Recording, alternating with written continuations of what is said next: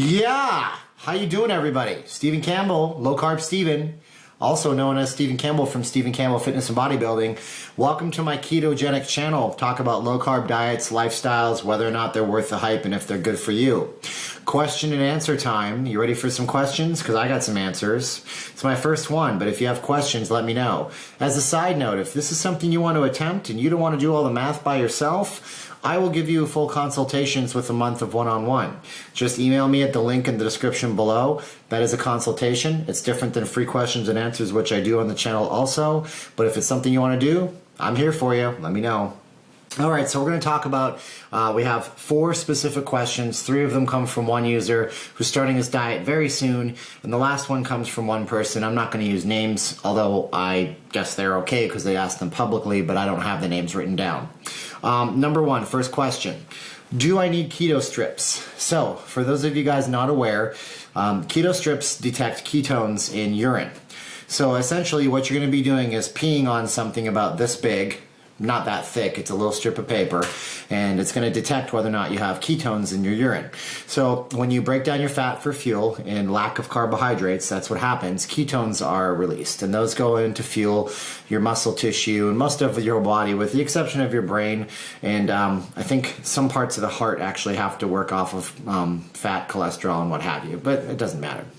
Keto strips or keto sticks or ketogenic test strips are used to detect if there's ketones present in the urine. Now, do you need them? Absolutely not. There's a couple of ways to tell if you're in ketosis. Number 1, the best way to tell if you're in ketosis is whether or not you're eating very little amounts of carbs. We'll get into that in a minute. But sometimes when you're on a low carb diet, the ketones get excreted through the urine, but they'll also come out through the upper respiratory tract. You can actually have bad breath, so you might want to get some mints, which cost less than keto strips. You might also have kind of a body odor. I'm not joking. This is something you're going to want to watch for, personal hygiene, guys. But sometimes the urine can smell funny. That would be a good example of it. I have purchased keto strips in the past. You get them at a big pharmacy like Walmart for about $6, and you pee on them, and hopefully they turn a color. Now, here's the funny part about what I've found. When I was doing a hardcore ketogenic diet, 20 grams of carbs or less per day, I could never make those strips turn any kind of color.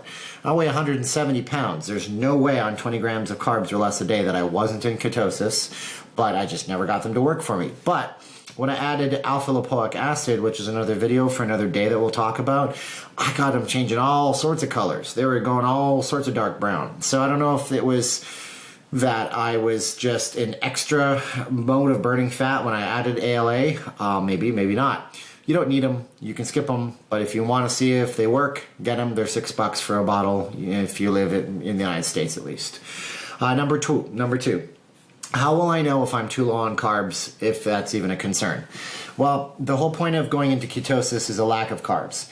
So you're going to not really know if you're too low on carbs. Some people, we're going to make a video on this, it's going to be called induction, and when you're doing the first part of your diet, you're going to feel like absolute garbage. You're going to maybe think that you even have a body flu, but you don't. It's feel almost like a hangover in some cases, but that means that your body is transitioning from carbohydrates to burning fat for fuel. Too low on carbs, there's no way to ever go too low on carbs. You can eat predominantly fat and protein and have no problems whatsoever, so don't worry about going too low on carbs. Do or can I allow for treat meals per day? Well, the really strict hard up version of me would be like, dude, you're on a diet. But I understand people are humans, and I would say if you're on a diet, you're trying to lose fat, get used to it. Put yourself into the mindset that I'm on a diet, I need to lose fat. I'm going to lose fat, I'm going to retain muscle, and don't do the cheat meals if you don't have to. A way, though, for you to do a little bit of cheats and get some kind of breads in, depending on the size of the city that you live in.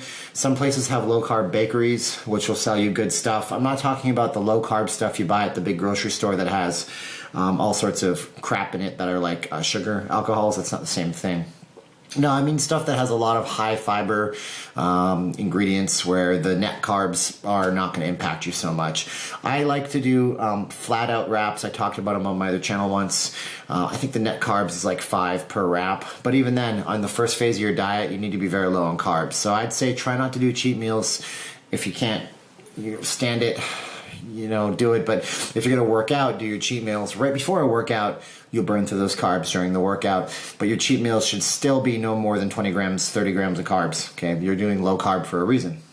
Now the next question, that covers the first person. And the next question covers whether or not, this is the question, if I limit my carbs to 150 grams or less, is it safe to eat junk for those carbs like Cinnamon Toast Crunch or garlic fried rice to fulfill that 150 grams while eating clean for the macros? Well, number one, you're probably not in ketosis if you're limiting your carbs to 150 grams or less. That's a low carb diet, but it's not a ketogenic diet. Generally, about 160 to 180 pound person is going to be around 100 grams of carbs per day to be in a ketogenic state, although some people vary and it's really individualistic. I would say though that if you're dieting, again, those foods that you describe are, at least the Cinnamon Toast Crunch, going to have a very negative impact on your insulin. And when insulin spikes, that stops fat burning. So the idea of a ketogenic diet is accelerated fat burning. So if you're going to do that, just expect that it's going to have an impact on your diet. And so long as you're under your calories for the day, it's not going to make that much of a difference. But I would probably get used to spreading those 150 grams of carbs out throughout the course of the day. It will limit the amount of impact and insulin spikes throughout the day.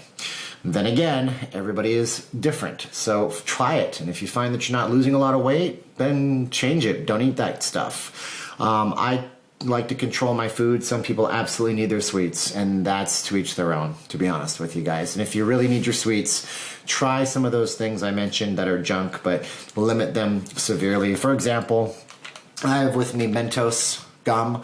This Mentos gum contains sugar alcohols, 5 calories per serving, but of the 5 calories per serving, hardly anything ever gets impacted. It's not going to spike your insulin as much, and it really tastes excellent. So that's an option for you if you really need your sweets.